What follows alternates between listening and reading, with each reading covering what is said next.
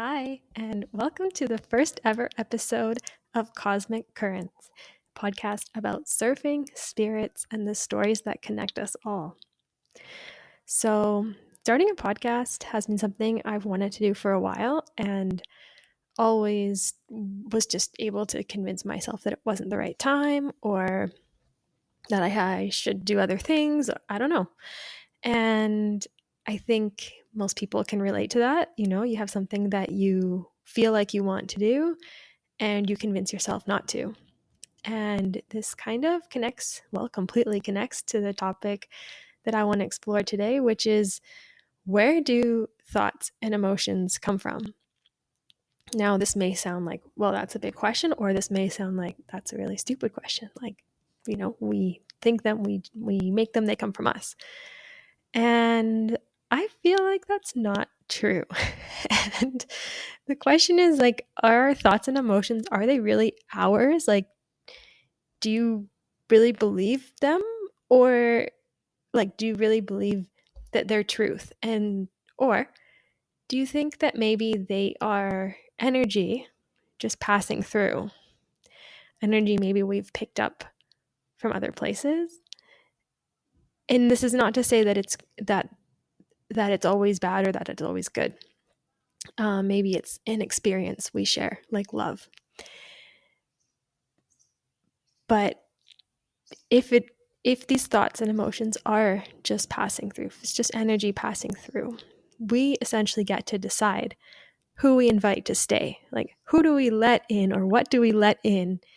And who do we invite for a coffee and make them comfortable on our couch? And basically, like, do we nourish these feelings, or are we able to say, like, I see you, I hear you, thank you, and not today? And then I think there's also the thoughts and feelings that get inside of us, and it's more time, that they take more time than that. It takes more time to process, or to feel, or to maybe learn those lessons. And we really have to, I guess this is the difference also. Do we stew in those feelings? Do we let them take over? Do we give them the reins? Do we say, like, okay, you're driving now? Or do we say, like, no, I'm still here, I'm still in control, this is still my life, and yes, I acknowledge that feeling, and yeah, I see you over there, and I feel you, and I'll give you your attention, but you are not me. Can we do that? I think yes. And of course, I have a surfing example. If you've ever been surfing, you know how powerful your mind is, I'm sure. And if we've met, you probably know how long it took me to learn how to surf and how long it took me to get comfortable surfing. And if you know me, you've probably had the experience of where I'm like, oh, it's too big and I'm still scared. And, both are true. So part of my learning process for surfing was my mindset. I'd get in the water and there would be this wave coming, and my automatic thought was, you're not going to make it. This wave is too big. This wave is too fast. You're in the wrong place. Someone else deserves it more. You are not enough. It very, very quickly spiraled into, you are not enough. You can't do this. Who do you think you are? This sport isn't for you. And it's like, what? Why? And so, or like, you're not fit enough. You don't have the body for this. You don't look like a surfer.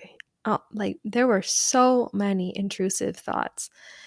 And with time and just calming myself down, I was able to switch some of those and realize that, becoming conscious of that being the way that I spoke to myself, I was really able to change the way that I surfed. And the first thing was getting in front of waves and, getting the physical aspect, looking in the right spot, standing up at the right time, all of that. And, stopping to yell at my instructor and saying that, no, this one's too big, don't push me.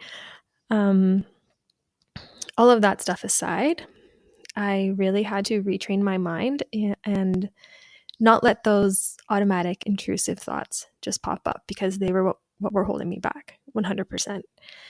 And even now, this happens, and it happens with, in different size waves, and the thoughts aren't usually so harsh. It's more like, oh, this one's really big. Oh, your board's pretty small for this size wave, or that person's probably going to get it, or it might get a little too hollow. And it's not so bad. It's not so like, you suck, you're a terrible person, what are you doing out here? It's more like, oh, do you think you can do it? And what I found now, and what I found, whatever it was 8 years ago when I was learning, was changing the dialogue. So that's completely in our control. And even if you don't believe it, at first, you can fake it till you make it. So you just start talking to yourself. You just start telling yourself, oh, this one looks fun. You start trusting yourself that you're in the right place, that you're paddling fast enough. You start just going through all of the motions, and then you start making it. And then you start being able to stand up and ride the wave, and you have fun, and you can shift from this like panic, worry, I can't do this, I'm not worthy, to like, I'm doing it and I'm having fun.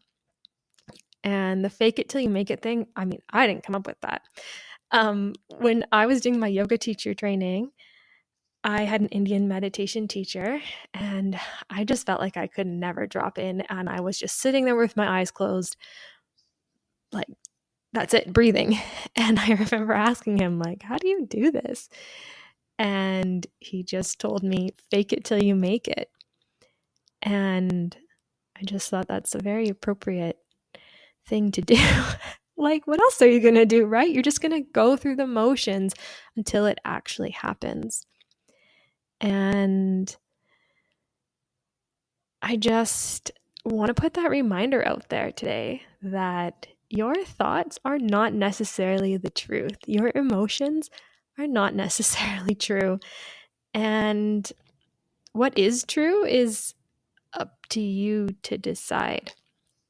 And we have so much more power than we realize. And we can connect to so much power. And I think that one of the first ways to do that is through the mind, because experiences are great, but if your mind is going and you can't sit still, and you can't drop in, I think the access point is the mind for a little while. And we do this all the time. We can convince ourselves into things or out of things that we might feel are not for us. And we live life according to shoulds and to an imaginary checklist, or a checklist that society decided that we should pay close attention to, or a checklist that your parents decided that you should pay close attention to. And I think, fake it till you make it can go the other way too, right? Like, we can sit in something where we're really unhappy and think like one day it's going to turn around, one day it's going to pay off, and maybe it doesn't. And I think we have to be brave enough to step out of what's considered normal or what's considered common, and really ask ourselves some hard questions and lean in, And that's hard. It's not easy to listen to what's right for you or what's true for you.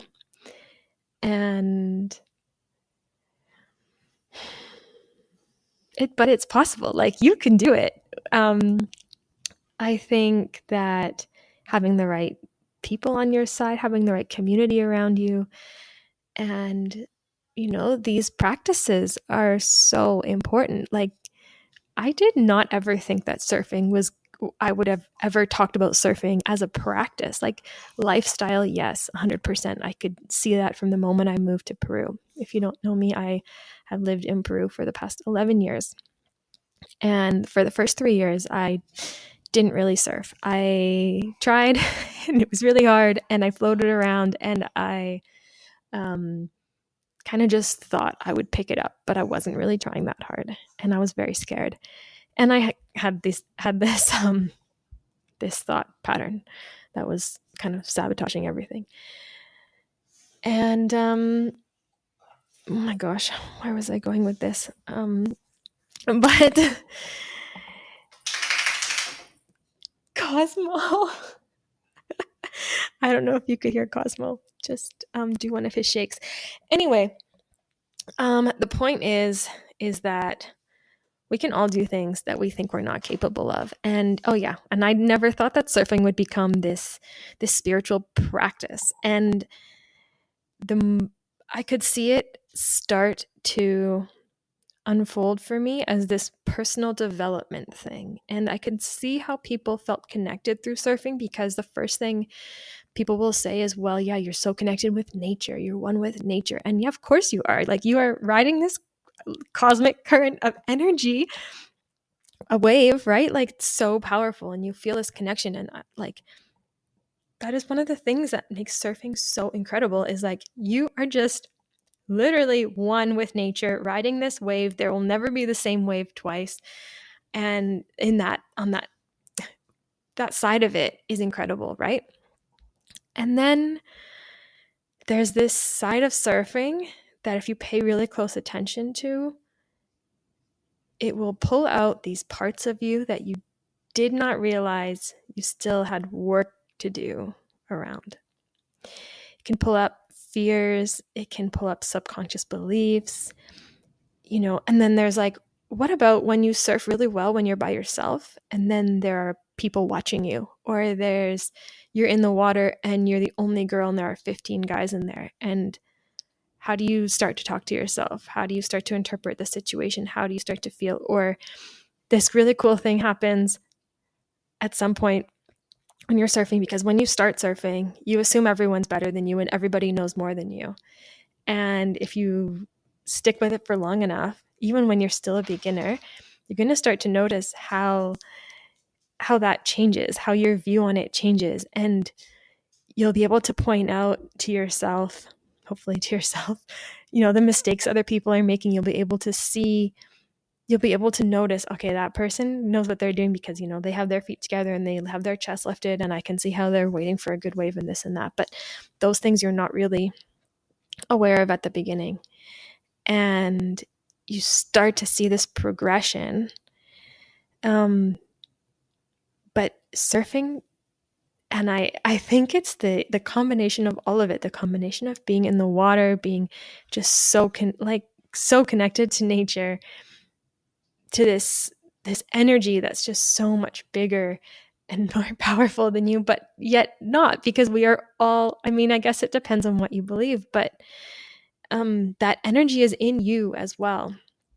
And something happens when you're surfing when nothing else exists, right? Like, yes, I actually do believe that when we go out, when we paddle out, like, we bring all of our baggage with us. I don't believe we like leave it all on the shore and we go in there and we're just these like free spirits where, we don't have stress, and we, you felt it. Like, if you're injured or if you go out there, like, you've seen somebody out there in the water, like, just lose it over someone dropping in on them, or someone, which is annoying, but, or not making a wave, or just being tired, or just, we've all seen that. And so I really do think we bring all of our stuff with us. Like, we're not separate. We don't just become separate from our past or traumas or our emotions when we're surfing. If anything, I think it highlights everything we need to work on and who we are.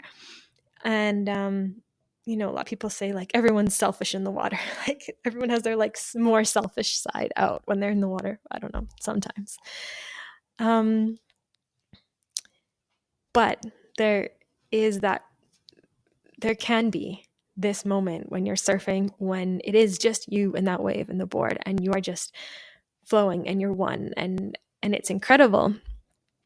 And you do often see surfers at the end of their waves, if it's not this great wave, they're already looking back and seeing what's next. And yes, we do have to be very aware of other people and what's going on. So But that's life. Like, it is always this balancing act. And I just think there's so much to talk about, and I just can't wait to get into this even more. But I think, well, I don't know. Actually, I would love to know your thoughts. Does this resonate? Does this make sense? Have you had this experience? Are you learning to surf, and are you going through some of these motions? Have you been surfing for a while and you're like, this girl's reading way too much into it? I don't know. I don't think I am. I mean, at least that hasn't been my my reality. For me, this is everything about surfing. This is not everything, I guess, but this is one of the things that makes surfing so special to me. And I'm so, so, so grateful to surfing and to what it's brought me. And surfing was one of those things that I just felt like I had to do it at some point, after well, I visited Lobitos first, and always felt like, this is a place where I don't know why. I just thought I'd live here for a bit. And then the call to learn how to surf was really, really big. And even when I spent those first 3 years here floating around and feeling very frustrated and feeling like this isn't for me, I still stayed, and I still really wanted to at some point get there. And took so much work, not like physically, emotionally, mentally, and that's why I think I love it so much as well. I had to work really hard to get to the level of confidence in the water that I have now. And I'm not the most confident person out there, and I'm not the best surfer out there by any means. But I just think of how I used to feel, and I'm so grateful that I'm not there anymore. But if I hadn't have been there, I don't think I would have learned all of these lessons. I don't think, if you learn to surf as a kid, I don't think you go through a lot of these same emotions. I mean, I think also, of course, it really depends on who you are and where you come from and your history and everything. So anyway, I think I'm going to leave it there for today. And thank you for being here. Thank you for listening. And I guess I will leave you with this, just circling back to emotions and thoughts. And if they're not ours, where do they come from? And it's interesting how we got from there to all of this, but